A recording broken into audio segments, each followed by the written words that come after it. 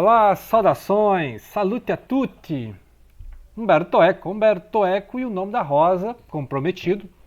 É a minha segunda releitura, ou seja, a terceira vez que eu estou lendo, em 24 anos.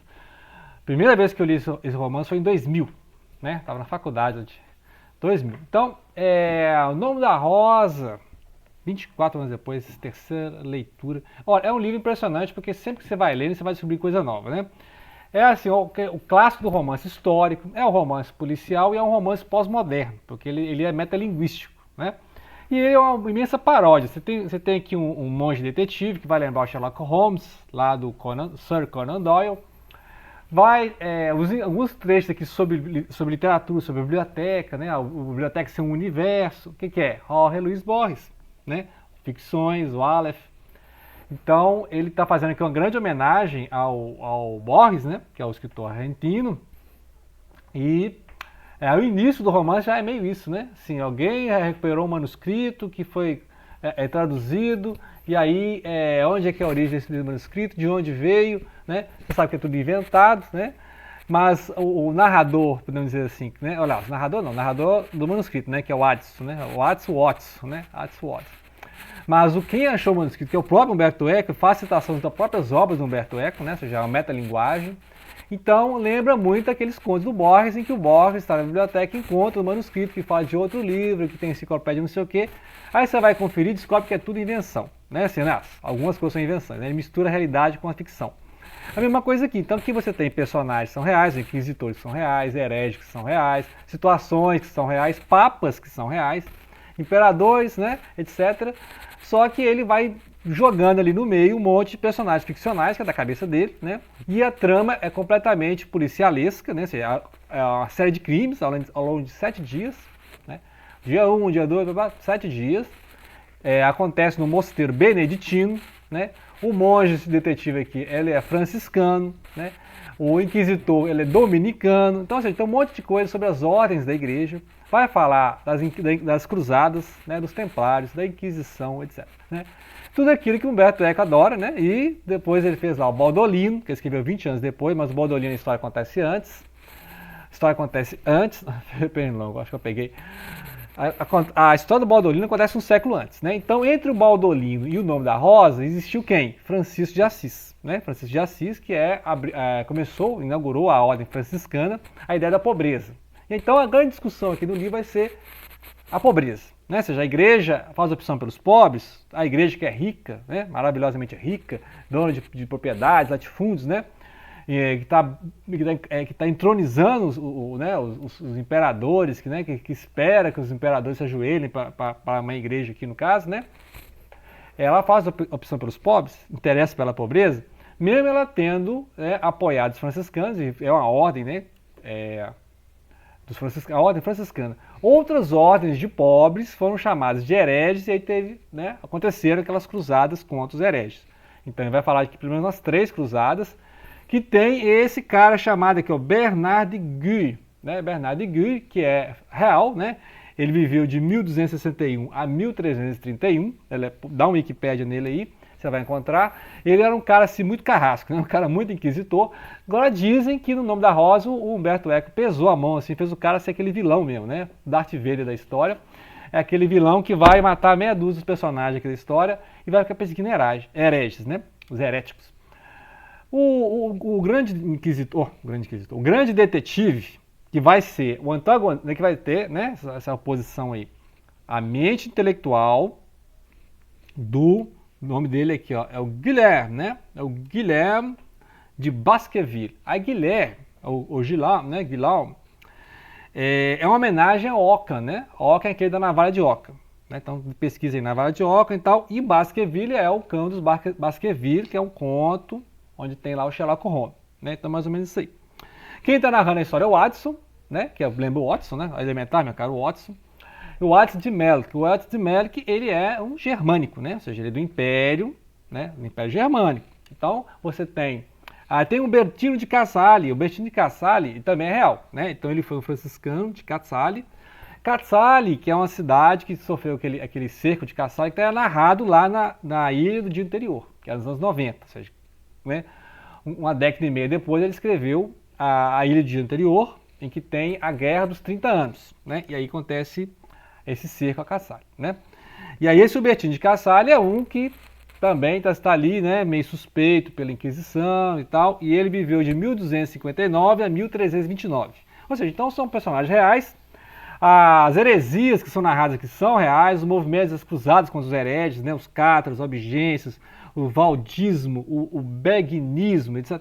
É um monte de seitas, ora gnósticas, ora opção pelos pobres, que vai acontecer na história, não vamos narrar mais, né, ao longo da história, acontecendo essas narrações, e muitos desses hereges buscaram refúgio nos mosteiros. Então, neste mosteiro tem herege, né? Então, vai chegar lá o dominicano, né? o Bernard de Guy, né? Bernard de Guy, para justamente pegar esses hereges. E aí, você vai saber que o Guilherme, né? O Guilherme, o Baskerville, vou falar aqui, ele foi um inquisitor e agora não quer mais. Né? Ah, não, esse negócio de inquisitor não é para mim. Só que ele mantém todo aquele método de pesquisa, de olhar, de observar. Ele vai perceber que as pessoas estão mentindo. Ele sabe quando as pessoas estão mentindo. Ele faz altas pegadas intuitivas, assim, lá Sherlock Holmes, né? Ele observa um monte de coisa que ninguém percebeu. Peraí, você percebeu aquilo ali e tal? Então ele é o cara detetive, ele é o cara racional. E aí o Bernard Guy é o cara, podemos dizer, fanático, né?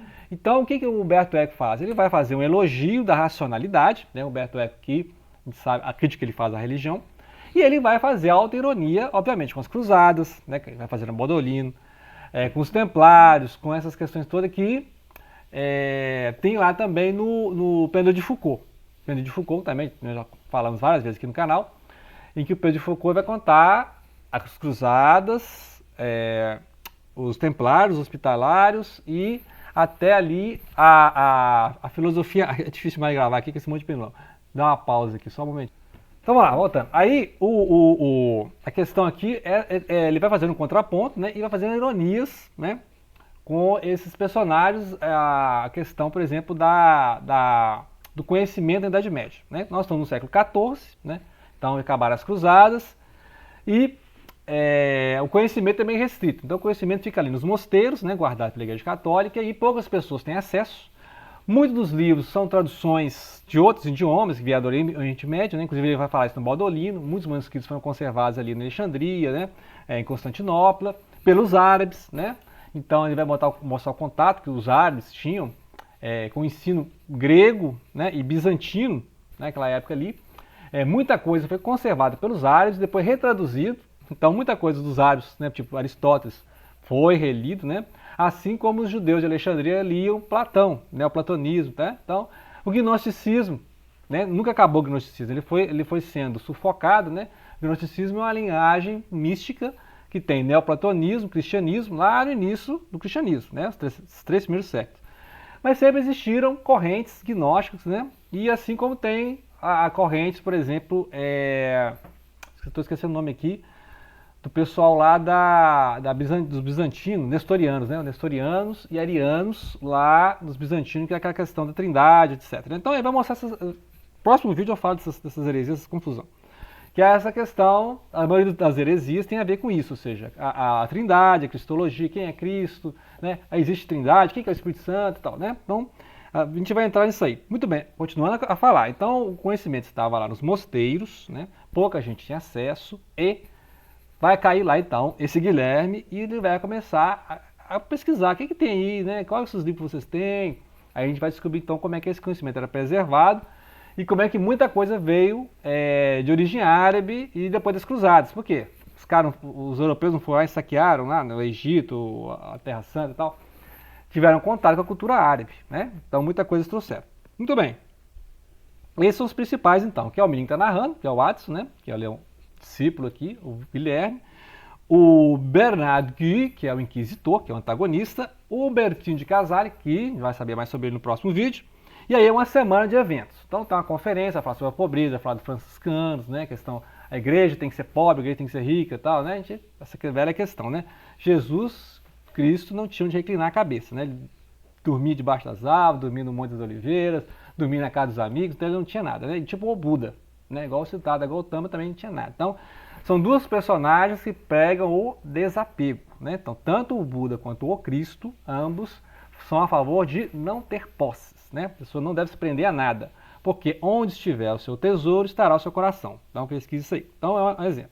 Só que outra coisa, além de ter aquelas brigas do Papa contra os impérios germânicos, os imperadores germânicos, a gente já viu lá no Baudolino, e a gente sabe que isso vai ser o problema que inclusive vai resultar lá na reforma de Lutero e Calvino, lá no século XVI, porque os príncipes alemães vão ficar protestantes, né? Ou seja, eles queriam se livrar dos católicos romanos, né? Mas essa treta já vem desde o século XI, XII, etc, né? Muito bem, aí vai ter a cisma do Ocidente também nessa época, né? Ou seja, vai ter um papa em Avignon, que é na França, e um papa em Roma. E aí vão ficar um chamando o outro de antipapa, o outro de herege, um anticristo e tal, né? Então vai ficar esse negócio. Ironia total aqui que o Humberto vai fazer com essa brincadeira aí. Então, Avignon. Quem que ficou do lado do papa de Avignon? Tinha um papa lá em Avignon. A França, Castélia, né? Que depois vai ser a Espanha, né? A Borgonha, né, que vai ter a Itália, né? Nápoles, da Itália, e Escócia. Então eles ficaram a favor do papa de Avignon. E aqueles a favor do Papa de Roma, essa situação durou de 1309 a 1377. Você tem ideia, foi um século assim. Esses dois papas brigando, né? Que coisa, né? Histórias da Igreja Católica. Então, vai ficar então, quem que era a favor de Roma? Quais países estavam apoiando o Papa de Roma? Portugal, Dinamarca, Inglaterra, Flandres, né? Que é Holanda, né? Países Baixos, Sacro Império Germânico, né? Irlanda, Noruega, Polônia e Suécia, né? Então depois você vai ver que alguns dos países que outros viraram protestantes, outros não, né? Então, interessante é que a França e a Inglaterra ficam lados opostos aqui, né? Impressionante. Lembrar que França e Inglaterra tinham acabado de sair. Aliás, não, peraí, que ainda vai ter a Guerra dos 100 Anos, hein? Se não estiver acontecendo, que eu vou pesquisar para o próximo vídeo, a duração da Guerra dos 100 Anos, né? É nessa época, agora eu não sei se estava começando ou acabando, né? Porque aí vai acabar na época da Joana d'Arc, né? Então eu acho que ou ela foi do século... eu acho que é dessa época aqui. Vou deixar aí na descrição, né, no comentário aqui, a duração da Guerra dos 100 Anos. Né? Ela durou um pouco mais de 100 anos. Né? Acho que foi 110 anos, uma coisa assim. Porque tem essa rivalidade da Inglaterra e da França durante esse tempo todo. Daí eles ficaram em cantos opostos. Um ficou apoiando o de Avignon, outro apoiando de Roma. E eu sei que acabou ali, né, um século depois, e aí teve a intervenção ali na França da Joana d'Arc, que depois é considerada santa. Né? Vou dar uma pesquisada nisso aí. Realmente, Guerra dos 100 Anos, né? Muito bem, mas o Humberto Eco conhece essas coisas tudo, né? Essas ideias de Idade Média e tal. Então é com ele mesmo. E aí, no próximo vídeo, nós vamos discutir, então, a questão, primeiro, né? Essa questão da pobreza, como é que surgiu a ordem franciscana, ou seja, com Francisco de Assis, lá na Itália. Como a igreja de primeiro não quis a ordem franciscana e depois, né, deu apoio. Só que tinha outras ordens, né? Tinha o biguismo, né? Biguinismo. Também era a ordem de pobreza. O valdismo também chamado de pobre de Lyon, né? Ali de 1316 a 22, o valdismo também eram pobres, faziam voto de pobreza também. Então, mas só que a igreja considerava heréticos. Os cátaros abigências é porque são gnósticas, né? A questão gnóstica é a ideia de que o corpo é pecado, né? E o espírito é santo. Então, é um dualismo, né? Dualismo gnóstico. Chega ao ponto de dizer que o Deus que criou o espírito não é o mesmo Deus que criou a carne, né? A matéria. Tem essas questões complicadíssimas, né? Lembrar que a gnose ficou muito tempo aí oculta, né? Alguns bastidores da história, e só voltou no século XIX, né? Teosofia, tal, etc. Né? Depois descobriu aí os manuscritos do Mar Morto, Essênios, Nag Hammadi, né? Tal. Então, agora que a gnose, né? Os gnosticismos voltaram. Só que a gnose fez assim, né? Teve a sua escrita ao longo de 3 séculos, e depois foi abafado, né? Pelos concílios, né, que nem as igrejas entre si chegaram a acordo, tanto que surgiu as igrejas ortodoxas e as ortodoxas calcedonianas e as não calcedonianas, que são as orientais, né? Então, você vê como é complicado. Então, o gnóstico ficou ali nas margens disso aí. Então, estava lá os católicos romanos brigando com os católicos ortodoxos e orientais, e os gnósticos sendo perseguidos nas margens, junto com os pagãos também, né? Porque vários cultos pagãos durante a Idade Média se mantiveram e foram sendo exterminados, né?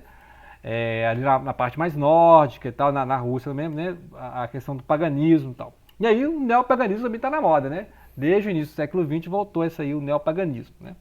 Então, ou seja, todos esses assuntos religiosos, históricos, né? Essas metalinguagens, que vai falar dos livros, como é que eram os livros copiados, isso aqui é uma enciclopédia, né?